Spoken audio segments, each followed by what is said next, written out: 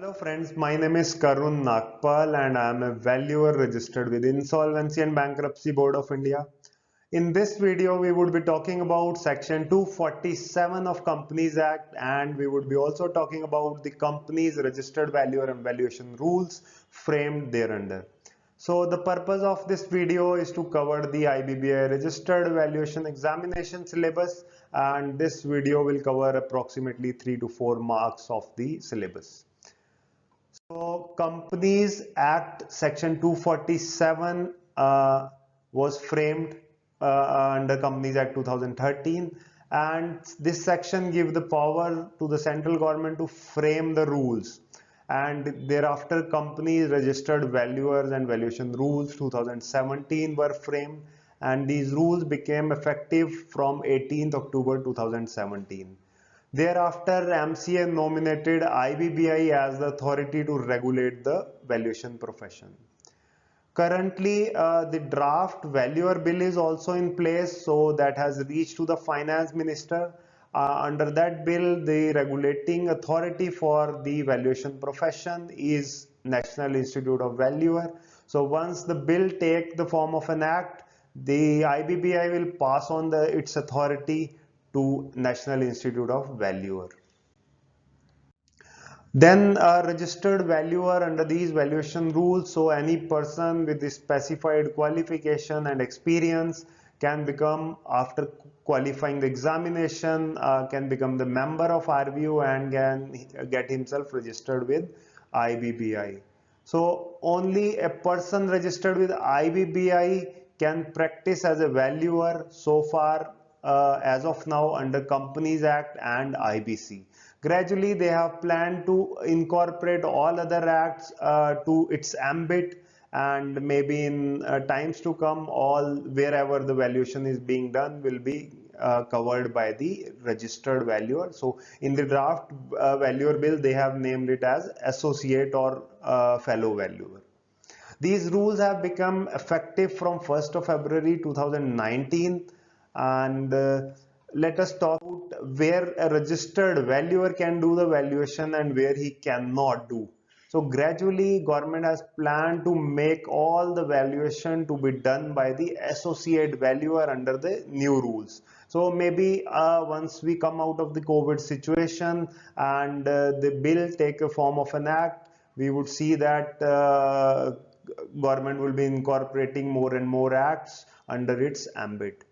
So currently we follow the registered valuer and valuation rules, and under these rules, if valuation has to be done under the Companies Act or under the Insolvency and Bankruptcy Code, it has to be done by the registered valuer.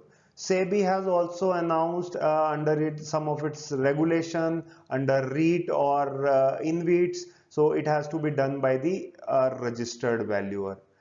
If the valuation is done under other regulation other than REIT or InvIT, such as ICDR, SAST, or prohibition of insider trading, delisting, share-based employee benefits and all, so that can be done by a merchant banker or a chartered accountant. Under Income Tax Act also, a merchant banker or a chartered accountant can do if it is through DCF model, and merchant banker, otherwise a chartered accountant can also do. Similarly, under FEMA, experienced chartered accountant and a merchant banker can do the valuation. Under RBI, so Banking Regulation Act, so under Banking Act also anyone can do, any engineer or a chartered accountant, but some banks have suo moto started making it mandatory by registered valuer. Let us talk about Section 247 of Companies Act. So valuation by registered valuer, where a valuation is required to be made in respect of property, security, goodwill, net worth, or any assets or liability.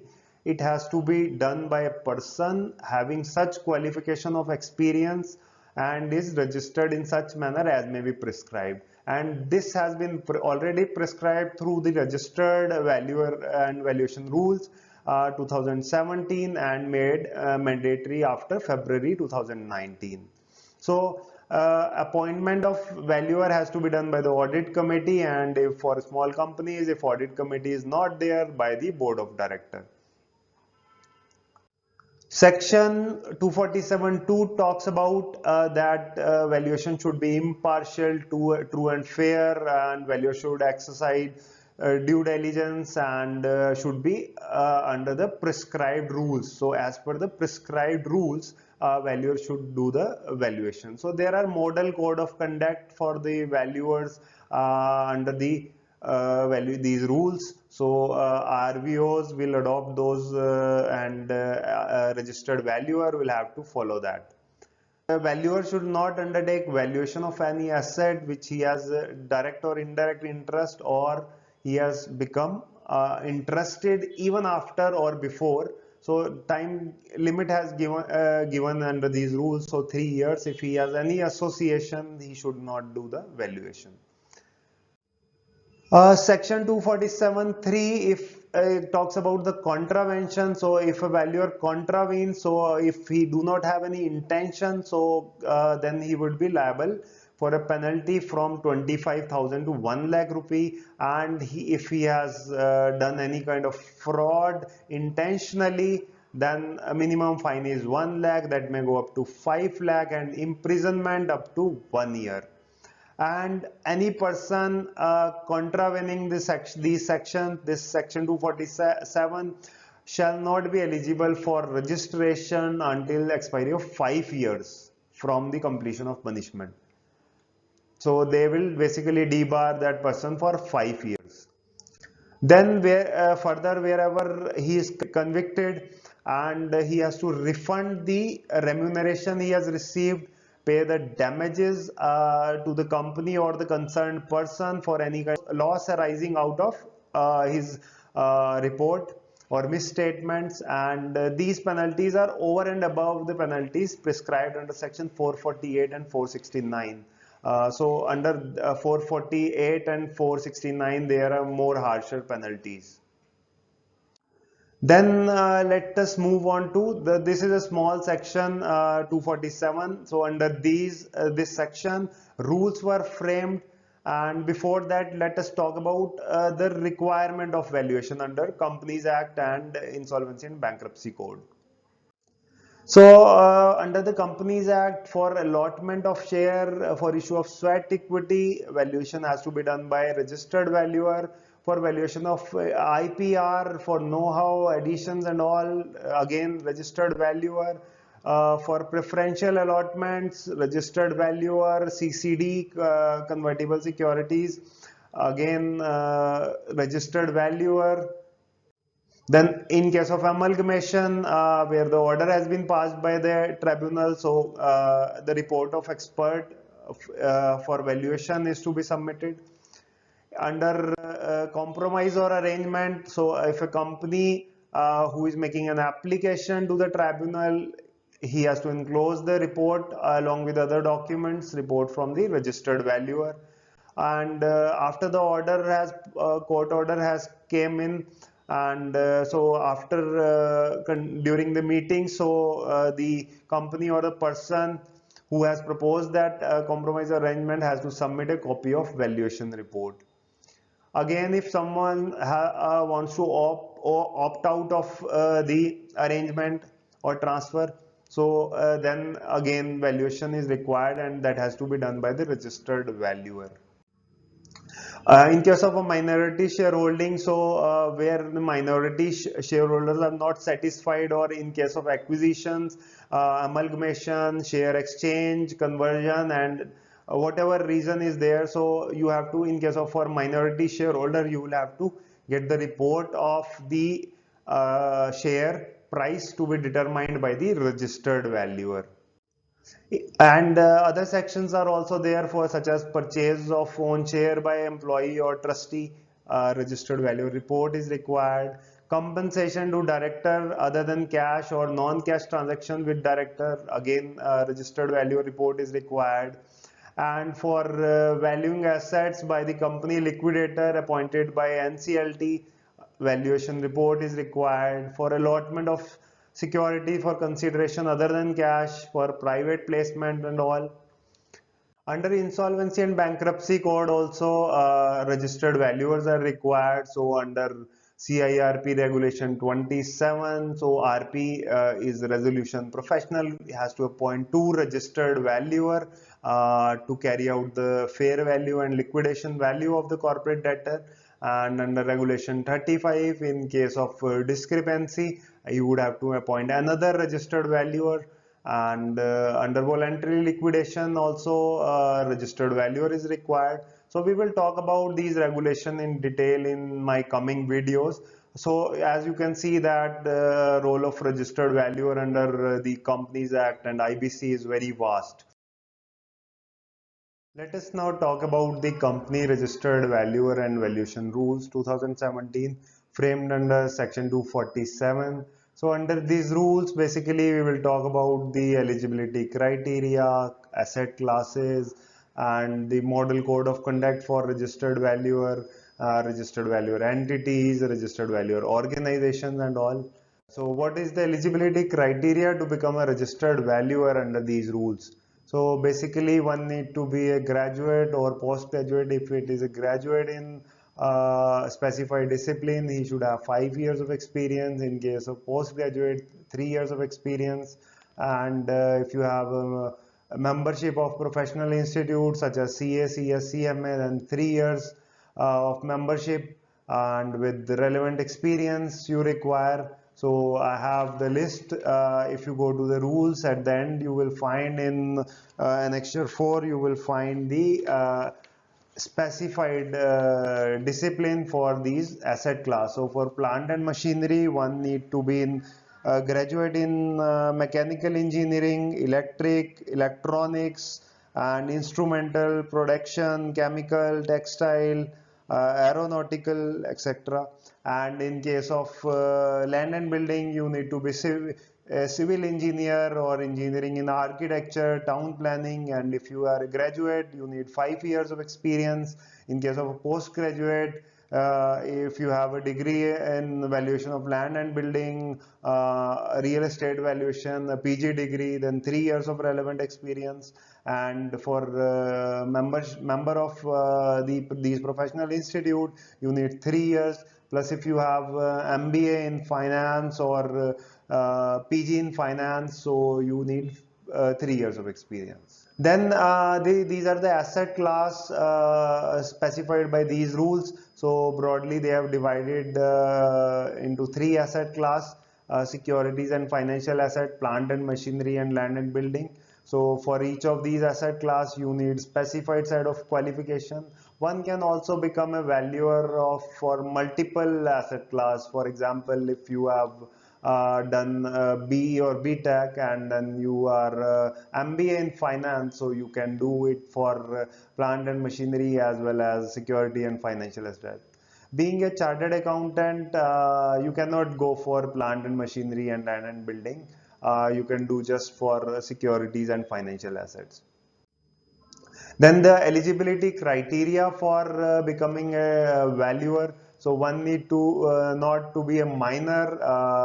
The applicant should not be minor, should not be of unsound mind, should not be undischarged bankrupt, should be a resident in India and have not been convicted of any offense which is punishable exceeding 6 months, or any offense involving moral turpitude, and 5 years have not elapsed from the date of the sentence. If you have been sentenced for 6 months, then you are barred till 5 years after till the expiry of that sentence. And in case you are convicted for an offense which is for 7 years or more, where the imprisonment is 7 years or more, you are not at all eligible. And in case penalty under section 271J of Income Tax Act is levied on you, 271J levies penalty for misleading or false report by a chartered accountant or merchant banker. And in case penalty is levied under this section, you are again barred for 5 years. Then the eligibility criteria, one should have the requisite qualification and experience, and you should have passed the IBBI registered valuer examination. So once you pass this examination, you can enroll within next 3 years. One should be a fit and proper person and is a member of RVO. We will talk about RVO, and is recommended by RVO. So you have to first go approach to RVO, and RVO will recommend your application to IBBI, then you will become the registered valuer. So application should be in Form A of the rule along with the fee of 5,000 rupees. So a fit and proper person is an inclusive definition. So a person should be a person of integrity, reputation and character, absence of any conviction or restraint order, and he should have competence and financial solvency.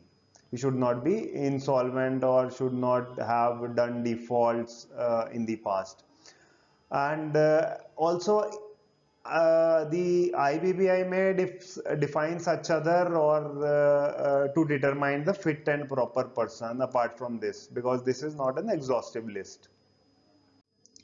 Post registration, once you get yourself registered with IBBI, you need to follow the act and the rules made there under. So you are bound to follow these rules, and you are bound to follow the valuation standards. So far no valuation standard have been issued by IBBI, and there are valuation standard issued by the RVOs. So till the time valuation standard is not issued by the regulating authority, one has to follow the valuation standard issued by RVO or the internationally followed valuation standard.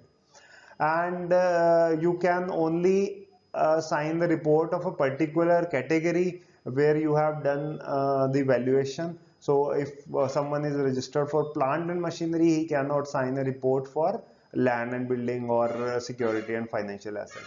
And for you can also shift your membership from one RVO to another, but you would have to take the prior permission of the IBBI and no objection certificate from both the RVOs. And one need to maintain the record for all the valuation undertaken by him. So in case you undertake any valuation assignment, you will have to maintain the record for at least 3 years. I have shared another video on registered valuer examination, how to crack that examination, what should be your strategy to crack this examination. Do watch my video, this will definitely help you a lot. Then let us talk about the registered valuer entity. So these registered valuer entity one can form if you are a valuer of a particular class and you are not entitled to do the valuation for other class. So you can join hands with other valuers for other class and form an entity. You can form an entity for specifically for security, for plant and machinery, for land and building also, or for all the asset class. So this is something different from the current structure of professional. In case of a chartered accountant, one can form a firm, but in this case you can also form a company and practice as a company, that is registered valuer entity. So conditions for registered valuer entity, you can apply in Form B of Schedule 2, and 10,000 is the fees for that application. And the entity should be set up with the objective of rendering the valuation services, and should not be subsidiary of any other company. So 3 valuers can join hand and form a company. It should not be going it should not be under insolvency, or any partner should not be an undischarged bankrupt, and all the partners or directors are eligible under these rules. So if any of the partner is ineligible, so you cannot take him as a partner. If the size of the firm or the entity is less than 3, all the 3 partners have to be registered valuer. Else at least 3 registered valuers are required. If the size is more than 3, you need at least 3 registered valuer to form a registered valuer entity. And registered valuer, suppose you have formed a registered valuer entity with 3 partners of different class, and under the registered valuer entity also, you cannot, one partner cannot, who is a registered valuer of a particular category, cannot sign the valuation report of another category, even though you have formed an entity. So again, in case of entity also, you will have to sign the report only for those class where you are registered with IBBI.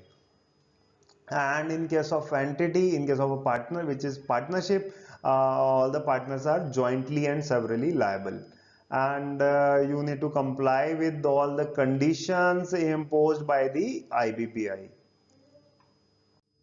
Then the process for registered valuer and registered valuer entities. So for registered valuer, you need to file Form A, and for entities Form B, along with the fee, that is 5,000 and 10,000 respectively, and to the RVO. RVO will check all the documentation and all, and your application will be forwarded to IBBI. So IBBI will examine your application, and in case of any objection, it will, within 45 days, it will raise any deficiency or any objection, and will give you time of 15 days to resolve that deficiency. And within next 30 days, it will approve or reject the application basis your response. And in case no query is raised by the IBBI, so within 60 days IBBI will accept your application. Then registered valuer organization. So these are organization under IBBI again, which are basically the frontline regulator for IBBI. So these are enrolling the registered valuer as their member, and taking care of their conduct, providing them the training, CPRs, and pre-registration training and all. So RVOs are supporting basically the regulator for this valuation profession. A registered valuer organization is a Section 8 company which is formed for not for profit, and is can be a subsidiary, unlike RVE. RVE cannot be a subsidiary, but RVO can be a subsidiary, but should not be more than one layer. It should not have more than one layer. That means direct subsidiary of another company. And the objective is of promoting the valuers and the valuation profession, and the IBBI has made the model bylaws, so it would have to adopt the bylaws. And in Form D, if any organization wants to form an RVO, so application has to be in Form E, and along with an application fees of 1 lakh, and it will get a registration in Form E.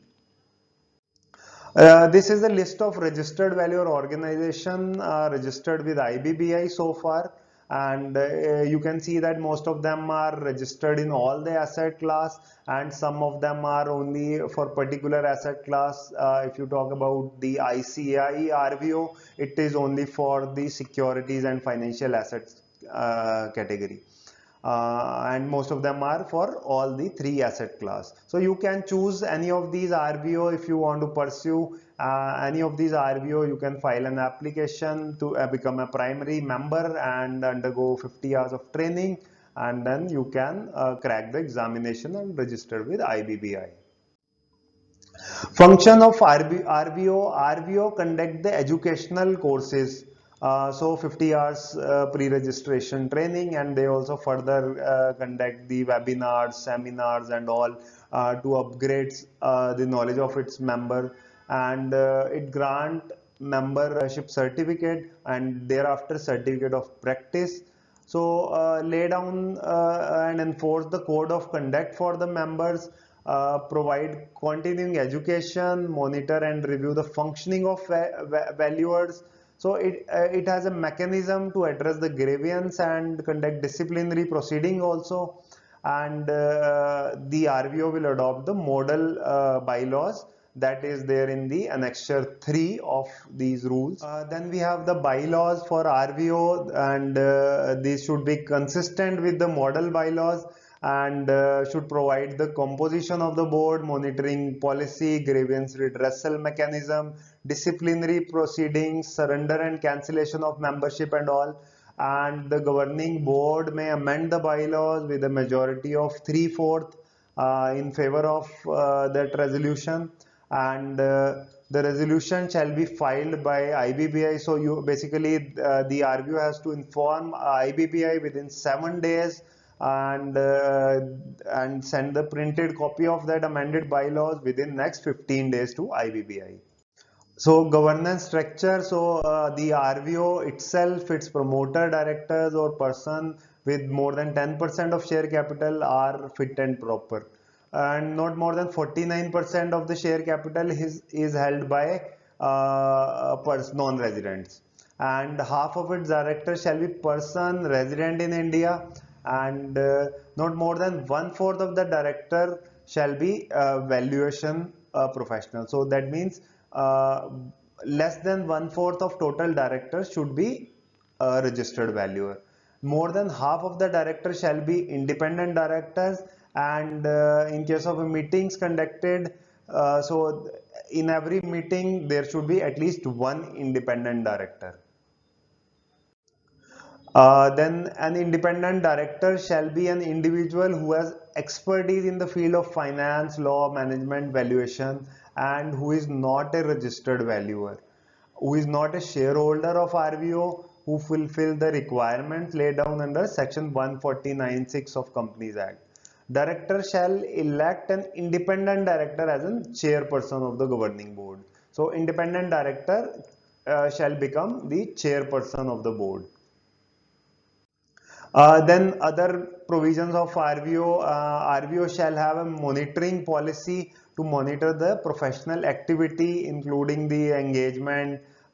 So they should do that twice a year, and should have a grievance redressal mechanism. Shall have a this mechanism will help the recipient of the reports issued by the registered valuer. So in case they come across any discrepancy, so they can raise a complaint to the RVO, this grievance redressal department of the RVO. So any person aggrieved by the services of either RVO or its member can file an application. So this grievance redressal will help the user of the valuation report. And this grievance redressal committee, in case will decide whether the professional is guilty or will settle the case. So this committee shall defer the matter in case valuation professional is found to be guilty, and then disciplinary committee will proceed. Disciplinary committee will take up the matter, so referred by the grievance redressal committee, or it may also suo moto on the basis of information received, or maybe from the direction of the IBBI or any tribunal. It may start the proceedings. Disciplinary committee may pass an order for expulsion of member in case of any offence which involve punishment for a term exceeding 6 months, or in case of gross violation of any act, rules or regulation. So it may also expel the member. So once the order is passed by the disciplinary committee, and it shall be placed on the website of RVO within the next 7 days to make the general public aware that this particular member of RVO is expelled, and monetary penalty can also be levied by RVO under the order of the disciplinary committee, and the governing board shall constitute an appellate panel consisting of the independent director of the RVO, and so aggrieved person may appeal to that appellate panel within next 30 days, and again the panel will decide upon the merits of the case and may dispose of the appeal in the manner it deemed expedient within next 30 days. That was all about the RVO, its grievance redressal and disciplinary committees. Now, temporary surrender of membership by registered valuer. So, a valuer, if he want to take up any employment or start a business and has become non-resident, he will have to apply for temporary surrender of membership. So once he apply for temporary surrender, his name will be strike off from the register of RVO, and the RVO shall intimate the IBPI about that. And no application for temporary surrender will be allowed in case any matter is pending before a grievance or disciplinary committee, and the appointment of another valuation may be detrimental. So in these two cases, he will not be expelled until the pendency of the matters before the disciplinary or grievance committee. Then the expulsion of member, a member shall be expelled from RVO if he become ineligible after his enrollment, or on expiry of 30 days from the order of disciplinary committee. So 30 days is there because 30 days are given to him to file an appeal. So if he do not go file an appeal, so after expiry of 30 days he will be expelled. Upon non-payment of membership fees despite at least 2 notices served in writing. So in case you do not pay the membership fees, then also member will be expelled. Upon cancellation of his certificate of registration by the registration authority, so if IBPI directly cancel the registration, so in that case RVO will expel the member, or any court passes any order for expulsion, so RVO in again that will follow and will expel the member. So that's all in my video. So in this video we have covered the registered valuer and valuation rules. That will be 2 to 3 marks of your syllabus. We will be coming up with the further videos, so stay tuned till then, and thank you for watching.